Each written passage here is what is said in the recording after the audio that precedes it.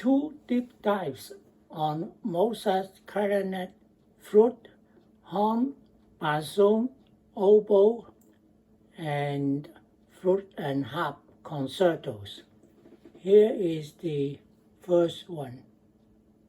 So we're back for another deep dive, and this time it's Mozart again. Yep. But we're kind of switching gears a little bit. Mm-hmm. You know, last time we did the violin and piano concertos. Yeah, we went deep on those. We did, and I think we both, expressed a certain appreciation for a certain feeling that we kept noticing in those concertos. A certain serenity. Yeah. A certain calmness. Right. And so we thought, well, what else is out there? Yeah. Like, what other Mozart concertos? Could we find this in? And of course, immediately we think about bassoon. There's the bassoon concerto. Right. There's the oboe concerto. The flute and harp concerto. Yeah. We decided to leave out the trumpet concerto because there's some debate about whether that's authentically Mozart or not. Right. So we'll leave that one off the table for now. Yeah. But yeah, so we're going to listen to some excerpts from the clarinet, the horn, the flute concertos. Yep. And we're going to try to pick out what is it about these serene passages that make them so interesting and so captivating to listen to. Yeah, and so the first one we're going to listen to is the flute concerto number 1 right. in G major. Mm-hmm. And specifically the second movement of that concerto. Okay. And this was composed in 1778. Wow. And, Mozart was only 22 years old. 22 years old when he composed this. That's incredible. Yeah. I mean, to have that level of mastery at such a young age. Yeah, and already able to evoke such a sense of peace. Yeah, I mean, listen to this. Right, yeah. It's like right away you can just feel your heart rate slowing down. Right, it's amazing. Yeah, the way he uses the flute in its upper register. Right. It's like these long flowing melodic lines. Yeah. That just kind of like they float above this very gentle accompaniment from the strings. Right.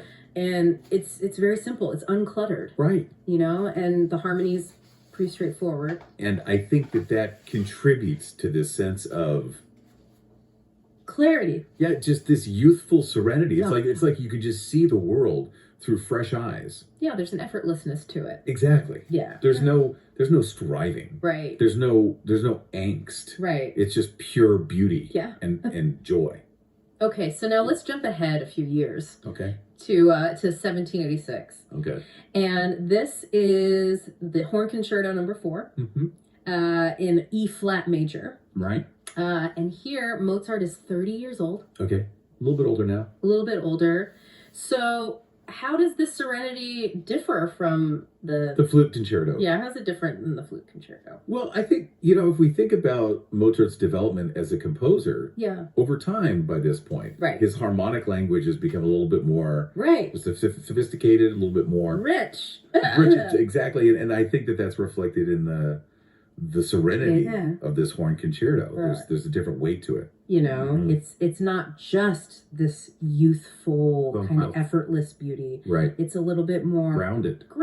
Yeah. Yeah. And I think the horn itself contributes to this. Right. It's got this warmer, more mellow tonal quality. Mm-hmm. And the way that he uses the lower register of the horn really kind of brings out that sense of melancholy, but also a kind of acceptance. Right. It's like a more mature piece. Exactly. Yeah. It's like he's seen more of the world. Right. He's experienced more. Right. And that's reflected in the music. Right. There's a greater depth to the emotion, I think. Yeah.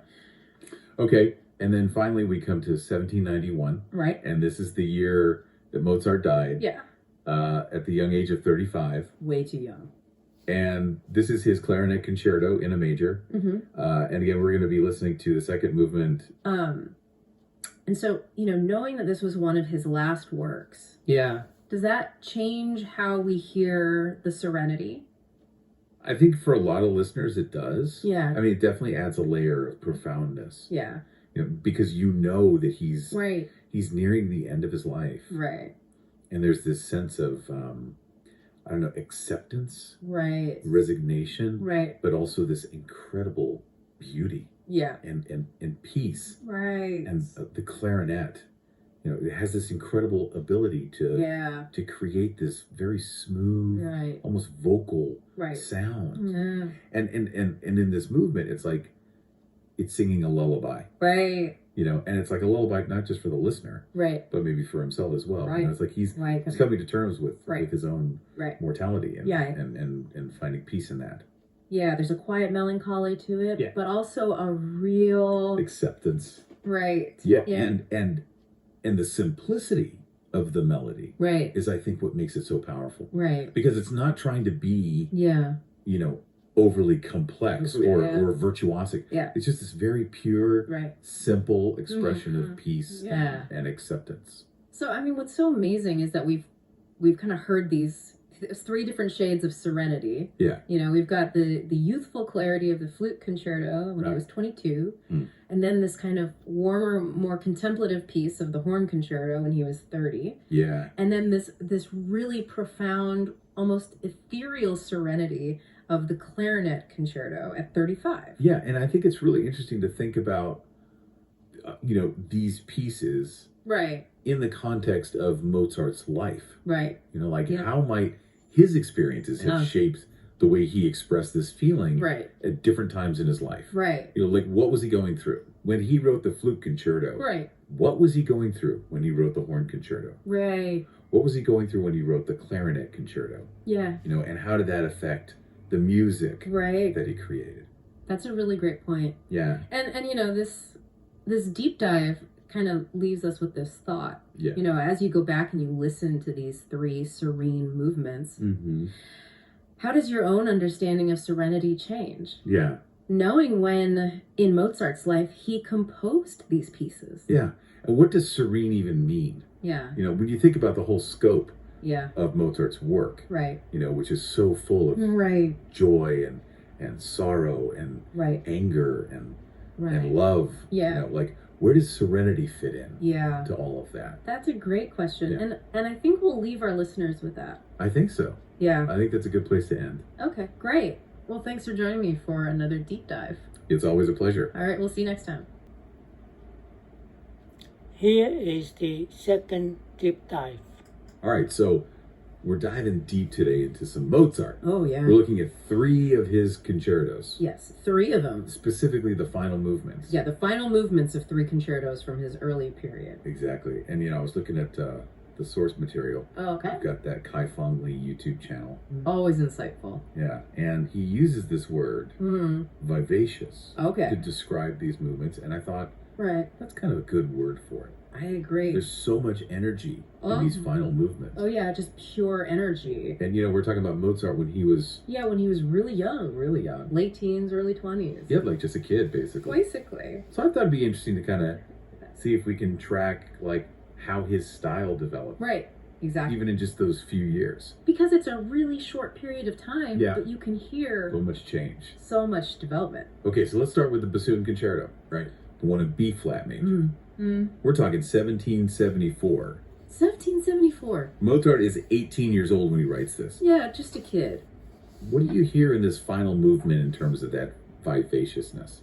Well, it's really interesting to get this real sense of rhythmic drive. Okay. Even in the little excerpts that we're listening to, you can hear how he's using accents, like unexpected accents. Yeah. And then he shifts the tempo really quickly, and it creates this feeling of, like, playfulness. Like youthful playfulness. Exactly. It's like youthful energy in music. And it's a rondo form, right? Yes, it is a rondo form. So you have that main theme. Right. That keeps coming back. It keeps coming back. But each time it comes back, it's like... It's different. It's got all these little... It's like he's taking that theme... Yeah. And he's using it as a jumping off point for all these, like, bursts of energy. Okay, cool. Yeah. So then, let's jump ahead a few years... Okay. To 1777. Right. Mozart's 21 now. Writing the Oboe Concerto in C major. Again, looking at that third movement. Yeah. Do you hear that same kind of energy there? You definitely hear the energy. Okay. But it's maybe a little bit different now. How so? Well, it feels a little bit more melodically sophisticated. You know, in the bassoon concerto, it's almost like raw energy. Right. But here in the Oboe Concerto, the lines are longer. Interesting. More lyrical, even though there's still a lot of fast passages. Right. It feels like his handling of melody is maturing. So if the bassoon concerto is like a bunch of sprints, the Oboe Concerto's final movement is more like a... Maybe a jog. But still a pretty quick jog. Still a fast jog. Yeah, okay, cool. Yeah. Then we jump ahead just one more year.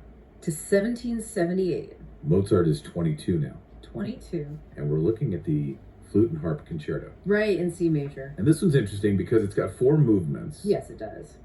But we're still focusing on that final movement. The 4th movement. So what's different here? Well, you have the flute and the harp as solo instruments. Right. And the interplay between them creates a really interesting texture. Okay. It's not just about the fast notes anymore. Interesting. It's more about the shimmering sound of the 2 instruments together. Right. And the way they trade melodic ideas back and forth. Oh, wow. It feels really elegant, but also very spirited.